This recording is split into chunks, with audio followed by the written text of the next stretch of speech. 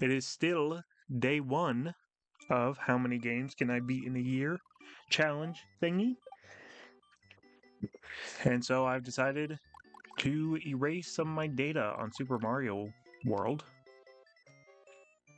To be fair, most of this isn't even mine. It was probably just from the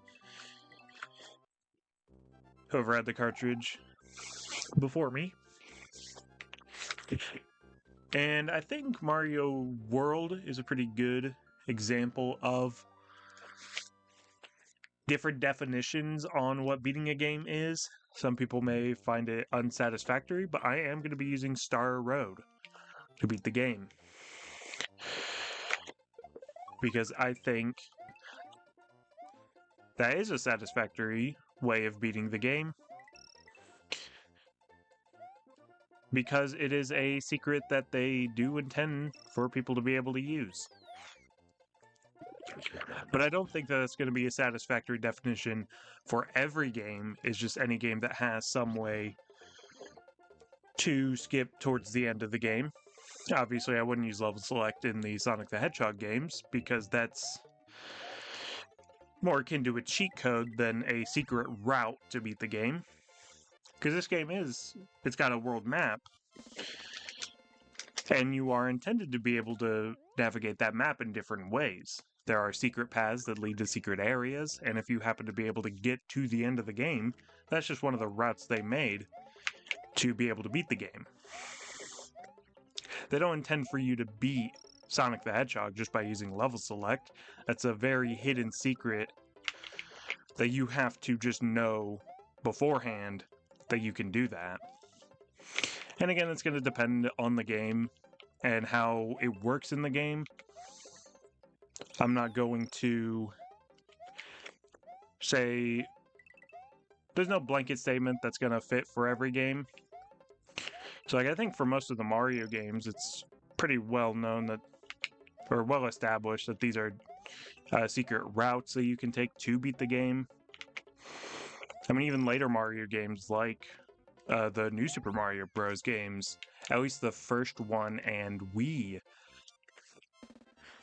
or I don't know if the DS one has it, but at least New Super Mario Bros. Wii does still have those world skips. Specifically, their world skips. So I think that's pretty standard that that's kind of the intention of them.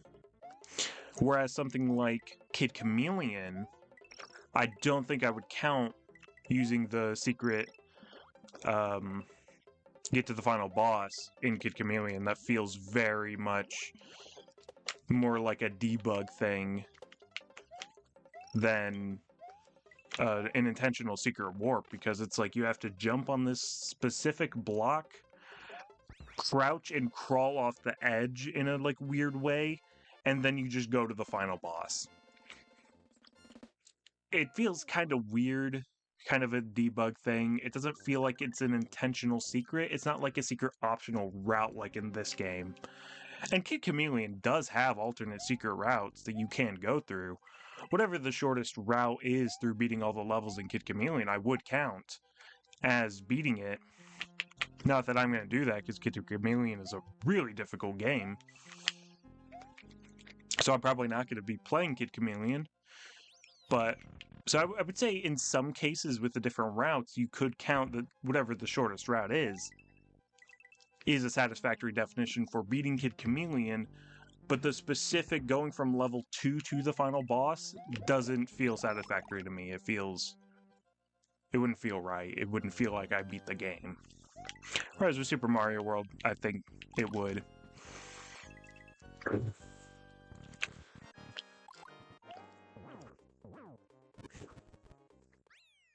That's already World 1 beaten, so now just 2 levels of World 2, Star Road, final boss.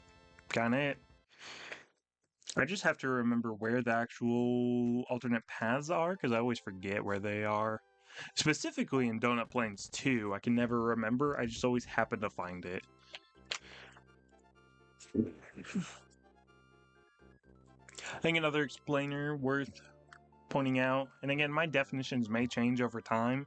This isn't something where I wrote an entire rule book before coming in. and I have referees and people making sure I'm doing everything by the rules. This is just a fun project I want to do.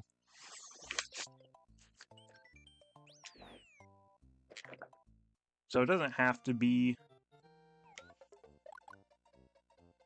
super strict, you know, if I have a different idea later, or if I said one thing works for this thing, but it feels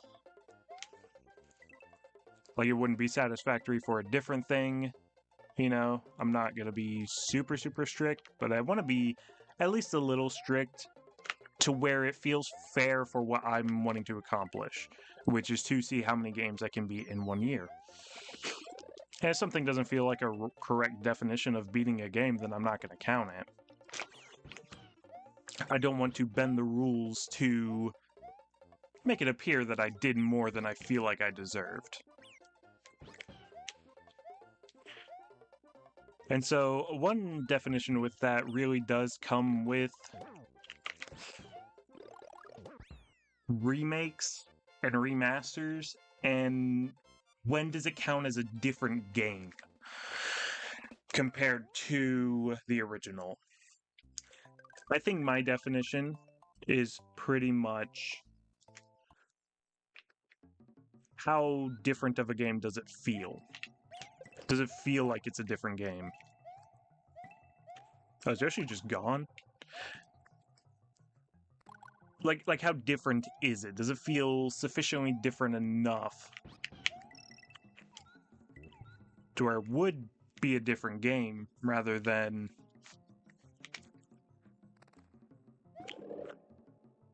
it's just feeling like I played the same game twice? And so I think a lot of remakes will count, but most remasters won't. If the main difference is visual, I won't count it, because, I mean, that's true for a lot of games, that if there are slight differences, you wouldn't count it as separate. You know, a lot of Gen 6 games, like PS2, GameCube, Xbox games. Oh, was I supposed to get a Switch panelist first? I mean, it shouldn't matter, though. I have Yoshi and a cape. Yeah, okay. Oh, and they give you the blue shell. Okay. I knew it had to be a pipe. That just made sense to me. It was just one of those pipes up there. That's also not Star Road. Right. Okay. So I guess I did actually forget the route. Right, you have to do... I guess this is just if you...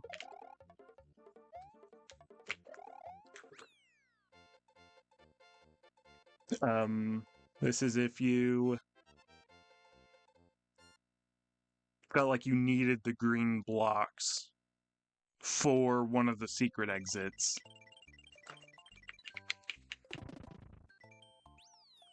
Okay.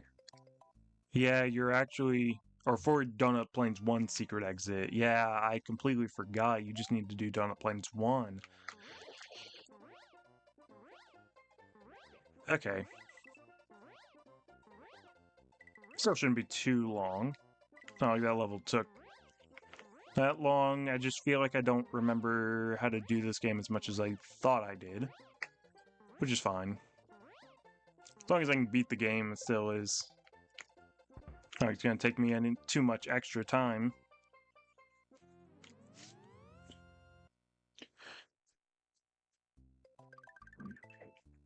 But a lot of Gen 6 games are very different. Or not very different, but they have slight differences from each other that you wouldn't count as a separate game, you know? Like, I could go on for a really long time about all those super random... Like, you don't need to go in here, right? You just need the P-switch. I don't think you need to go in here. Do you need a P-switch? No, you just need to get this key.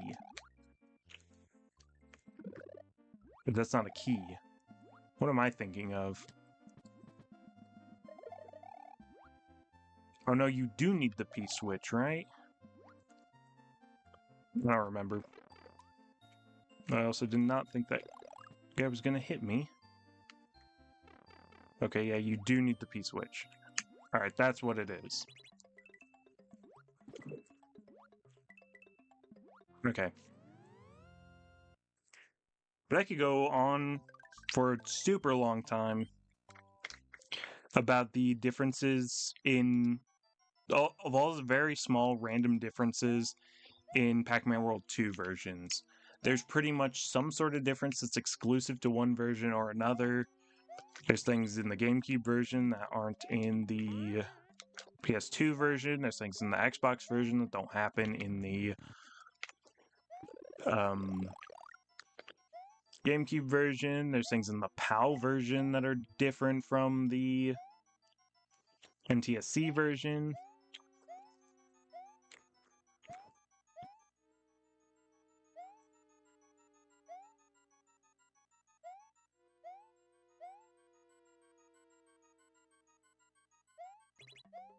It's very, very strange, the many differences in that game. But you wouldn't really say they're different games just because, oh, this one has slightly different sound effects than this one, or this one the momentum works a little differently, or the lava physics are a bit different. Did I go the wrong way? This is the wrong way. I needed the other exit in Donut Secret House. Oh boy. Can I even remember where this is?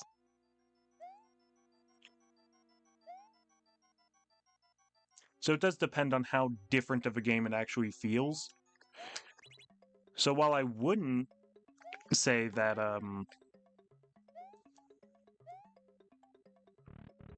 many of the different versions of Pac-Man World 2 are count as separate games, I would say the remake counts as a separate game because it changes up a lot of the levels. It has different physics, different controls, different visuals. It's very much a different game from the original. Even if it does have, same levels, same types of enemies and whatever.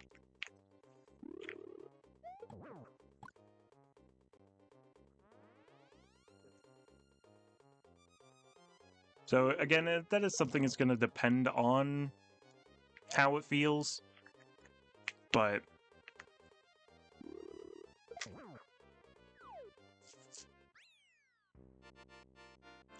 I do think, though, that does mean I can do both this version of the game and the Game Boy Advance remake. I do feel those are different enough to be considered different games.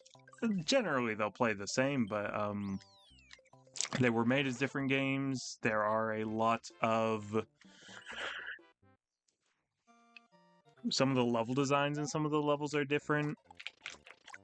I forgot this was the level that was going to be first.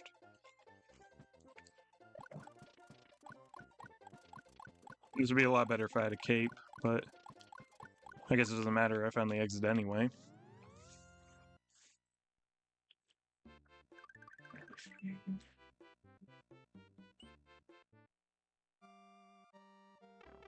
And obviously with the screen crunch and everything,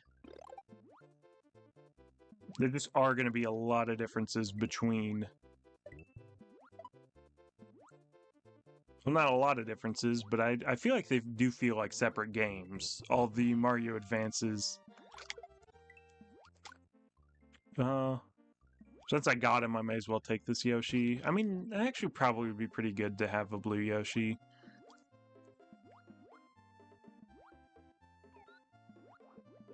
I think there's a level that'll be really useful to have him. Because, like, this section right here, I think this tiny section right here is slightly different in the Game Boy Advance version. I could be misremembering that, though. But I want to say it is different.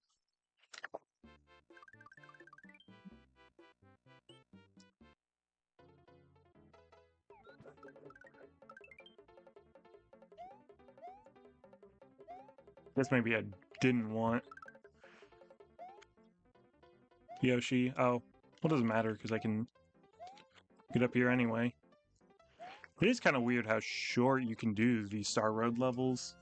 I guess a lot of them are kind of more supposed to be puzzles than they're actually intended to be.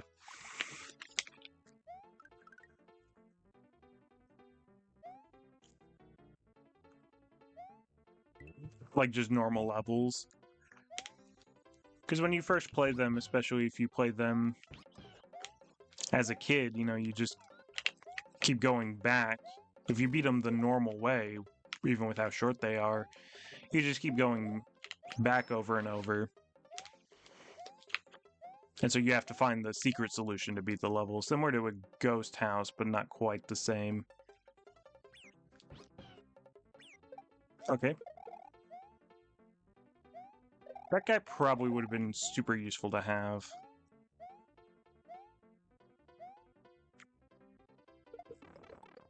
I don't know if I can get to the secret exit now.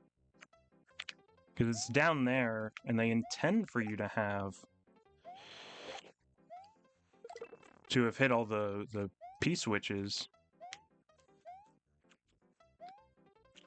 It's kind of tricky to do without Yoshi or a cape. So I'll probably just go back, get Yoshi and a cape, and go back in. I really didn't need this, though.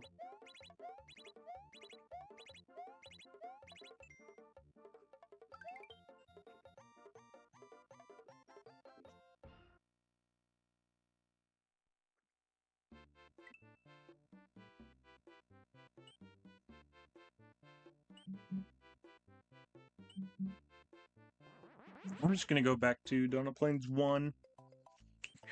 This isn't the type of challenge where I really need to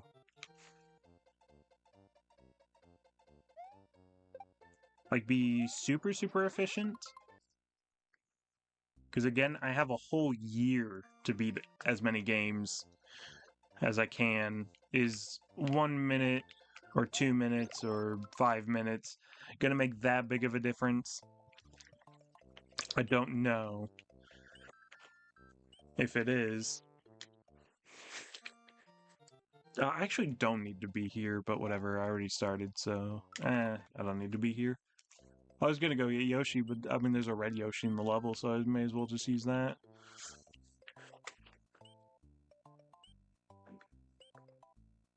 So I don't need to be like super efficient. Obviously, any minute's gonna be still better than if I had lost that minute. For a few minutes in the grand scheme of a full year, probably isn't gonna be that bad. Just not like going back to Donut Plains 2 is gonna really cost me so much time that is going to be that bad. I just hope I don't have to like keep having to go back to Donut Plains 1.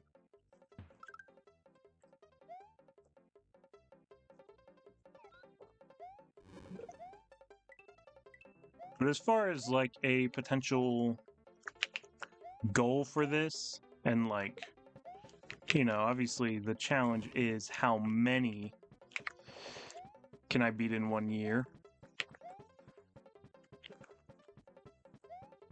But like, what's realistic in that category? I need a dude. Huh. Oh well. I could probably just... I couldn't quite remember how this went. I kind of thought you needed Yoshi, but... it looks like you can just do it with a feather, so... can probably do that pretty easily.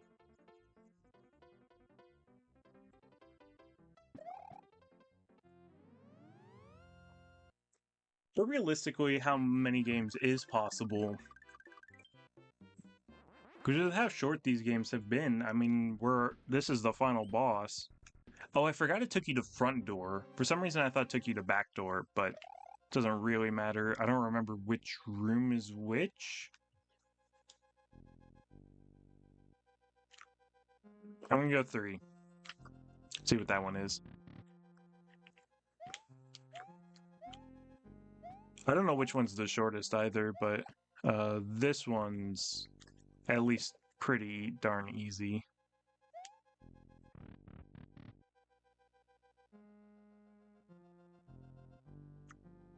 I'm gonna go 5.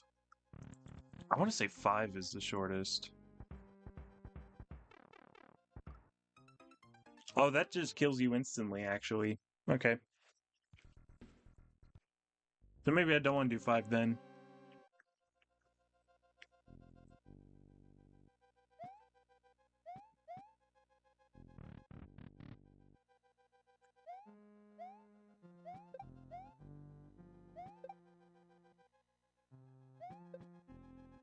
But yeah, I don't know how many games there are. I'm obviously very close to being done with this game.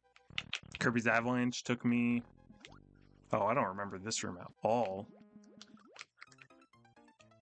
Alright, I'm gonna try a different room.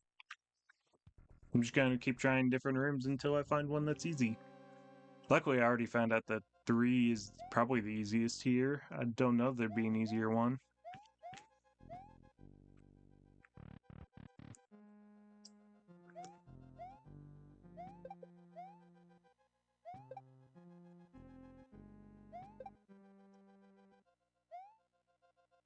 But this game has been only a little more than 20 minutes. Kirby's Avalanche was a little more than 20 minutes.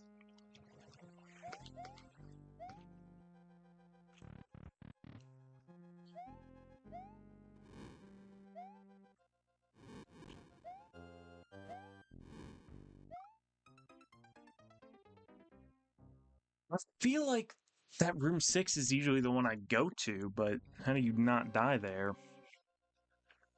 I mean, I can at least try... Would it be 8? And see what that room is like. Or just keep trying one of the other ones until I win. So if you kept getting short games like this, I mean, you can do a ton of 20-minute games in a day. But then when does the 20-minute games run out? How long until there are no more 20-minute games? Dude, I feel like I would have known Bowser's Castle better than this. But it's definitely 6 is the one I usually go to, although that's not hard at all. If I die to the boss, though, I will be going back to get power-ups.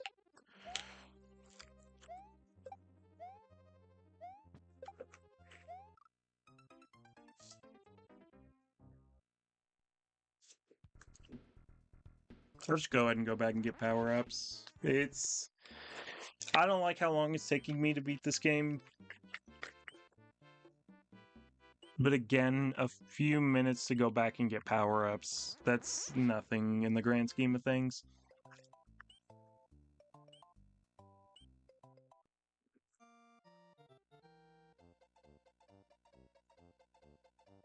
But yeah, what if you get to the point to where you don't really have any 20-minute games to beat, and then most of your games are being 30 minutes, and then you run out of 30-minute games to beat, and then a lot of your games are an hour, and then 2 hours, and then 3 hours, and then do you get to a point to where you stop being able to beat even one game a day? If you were to like really try and just see exactly how many games you could beat in a day, you could always do a lot of preparation for a challenge like this.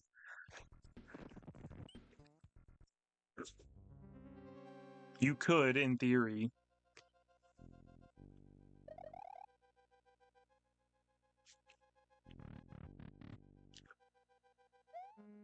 you know, get on how long to beat, search all the shortest games, practice them.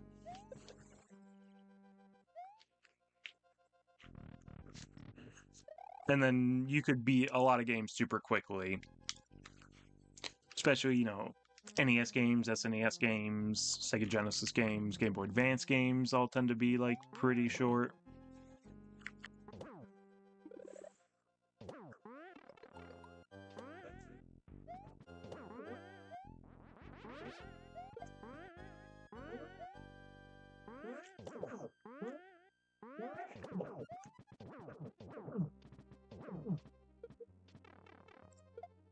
Well, there goes all my power-ups.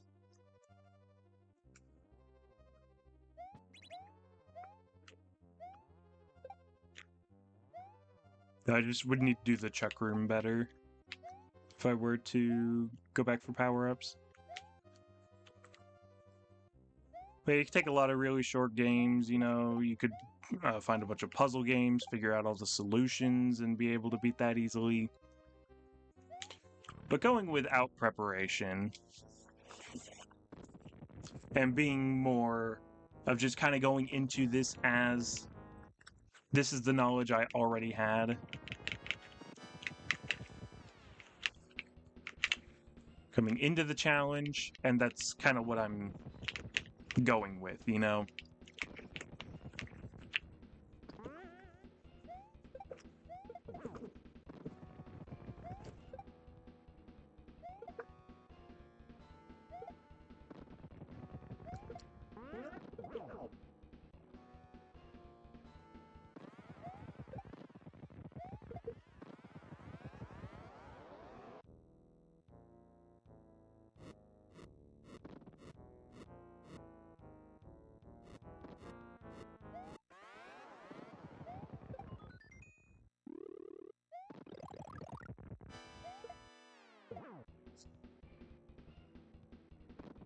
And so I don't know exactly any estimate of how many games I can beat. If I can keep finding short enough games, it's very possible that,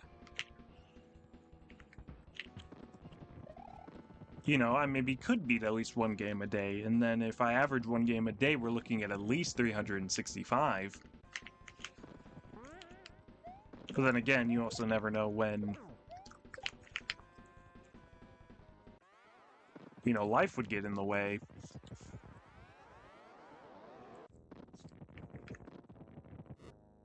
And would I always be able to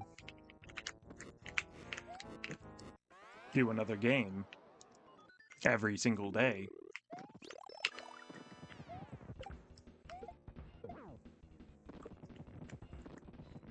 And if there are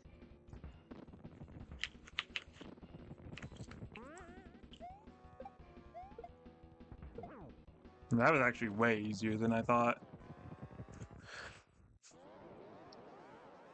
I don't know when time really is, but I've beaten the game, so it doesn't matter when the technical definition of time.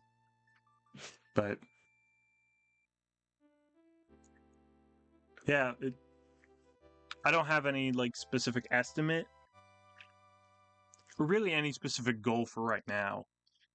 A year is a very long time, depending on how you look at it. For this challenge, if you're taking it day by day, then that's 365 days. We're on day 1.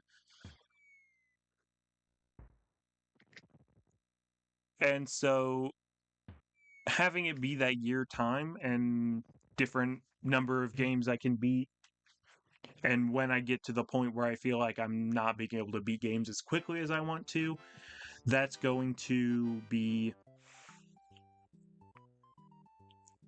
where I'm going to have to kind of change the goal as I go.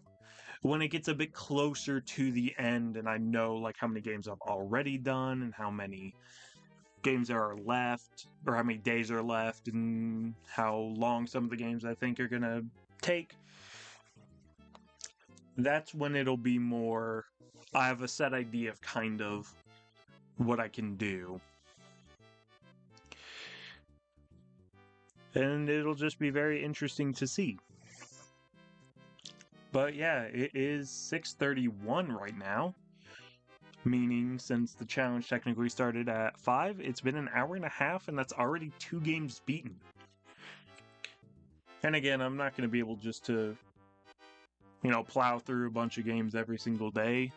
I didn't have work today, so that's why I was able to do multiple games, though other things stopped me from being able to start this earlier.